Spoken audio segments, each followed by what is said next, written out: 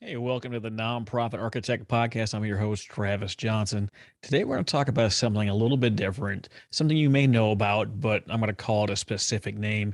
You might not call it by this name, but we're going to talk about open cycles today. What are open cycles?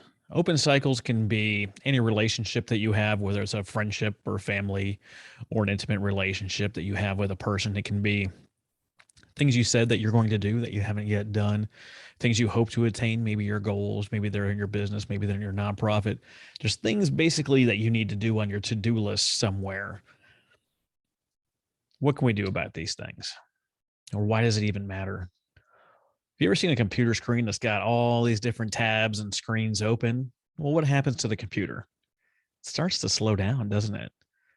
It gets harder and harder to do everyday tasks. And eventually, you're going to have to close down all the screens in order to restart the computer to make it run faster again.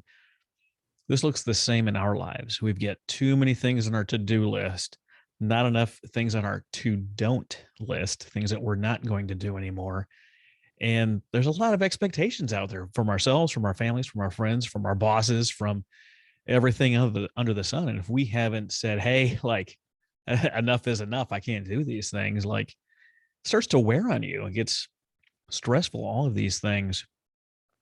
So, how can we address this? Well, we can start down by writing a list out of all of our open cycles, whether that's relationship, work, work tasks, things you need to do for your household, or maybe for your kids, maybe for your neighbors, for your friends, all the things that you said that you've we're going to do. And you have to put them in basically three categories. It comes pretty obvious when you start listing some of this out. There's big important things that we have to do, like I've got to earn a paycheck to pay for rent or mortgage or whatever it is. And there's things that come down to that just take a small action to complete. So about a third of these things can be completed and removed from your open cycle list by just allotting a little bit of time and actually just doing the thing, getting them off your list. Another third of these, which is just a little bit harder, this involves maybe eating some crow, putting away pride, and saying, "Look, I can't do the thing that I said I was going to do." You have to enforce some boundaries and say, "Look, I can't do these things. I don't have the time. I don't have the bandwidth. I don't have whatever it is." And if it's your boss, they'll understand. Like you took on a project or you need help or whatever the thing is. There's a way to get out of that. If it's with a friend, either they are your friend and they'll understand, or they were never your friend and they were just using you.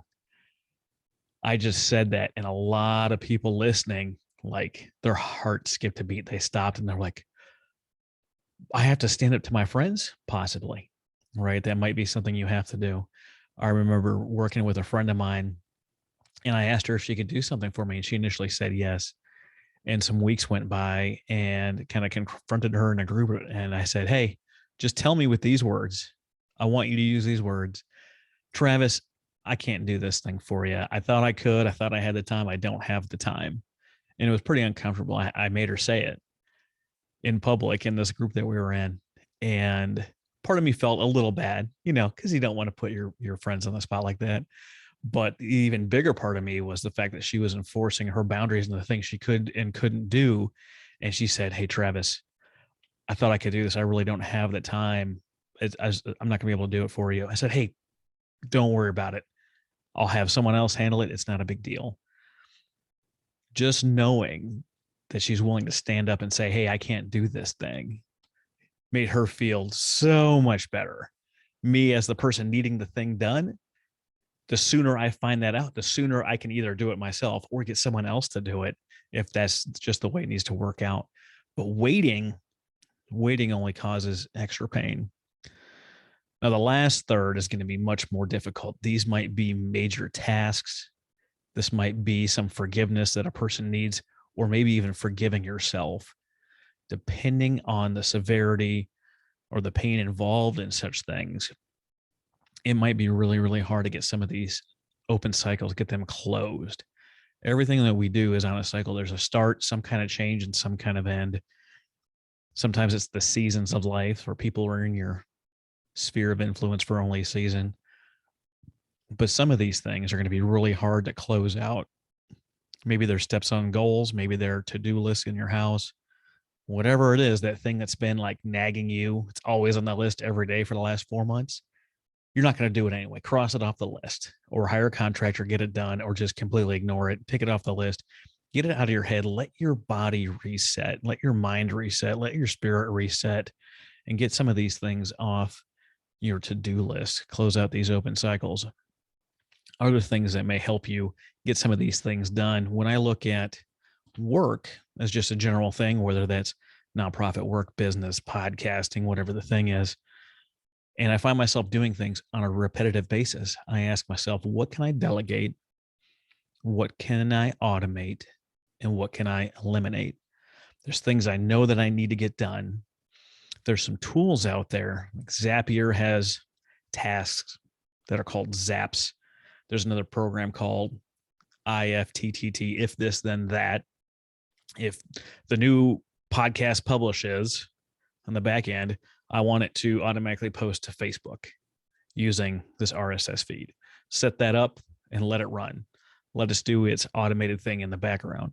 Eliminate, you might find that you're doing things that are $10 an hour jobs or less. That might be getting groceries, taking care of yard maintenance, picking up your dry cleaning. And depending on what your hourly time is worth, let's say you're in sales, and while you're working, you make $2,000 an hour in sales. Let's just say, even if it's $100 an hour, even if it's $50, even if it's $20 an hour, right? Even if it's $20 an hour, that's all you're making when you're at work. That's time that you're producing. If you're taking away time that you're producing, that $20 an hour, to do things that's not producing for you, AKA getting groceries, picking up the dry cleaning, taking care of the lawn, and someone else can do for $10 an hour, or really less than you're making per hour, you can delegate that. You can hire that out to someone else to go do that task for you, so you can focus on the income producing activities. Delegation, if you're in a business and you have workers that you can delegate to, don't delegate responsibility down to the lowest level, but delegate the task. You're still responsible for the completion. If you're in the house, maybe the kids get some new chores. If you are doing an online business or podcasting like me, maybe you hire some virtual assistants, or you get some interns signed on to do some tasks for you. All of these things are going to help offload some of these open cycles, free up your mind, free up some stress, free up a little bit of room for you in the things that you need to get done, that you specifically need to get done, so you can focus on some of them bigger things, those larger goals. If you're in the nonprofit world, maybe that's getting your focus on those major donors instead of all the little tasks you need to do. Maybe it's really wrapping your head around that next event or your next project, and someone else take care of some of those smaller details for you, so you can really focus and do a whiz bang job. But open cycles, get those things closed. Close down those windows and those open tabs on the back of your computer that's slowing everything down. Free up some of your headspace, some of your physicality, your physical being. Free yourself up spiritually, so you can be open to new things, new growth, new processes, and figure out what you can delegate, eliminate, or automate. Check us out on nonprofitarchitect.org/blog. Check out all the other great things we have. If you're watching this on YouTube, please like, share, subscribe, so you don't want to miss out. If you found these things randomly and you want to listen to them on a daily basis, because we're coming out with new stuff each and every workday, 5 days a week, you can go to Apple Podcasts, Spotify, etc., and get the latest and greatest stuff right in your inbox.